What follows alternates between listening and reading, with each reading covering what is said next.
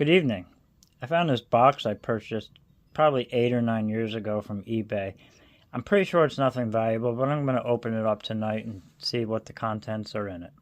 Here we go.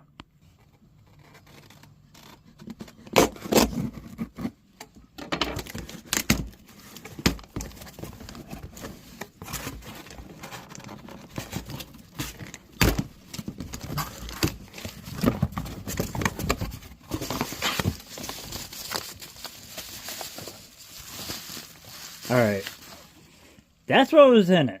There had to be a reason why I collected Snuffleupagus and Big Bird still in the package. But that was my surprise box, and that's what I got.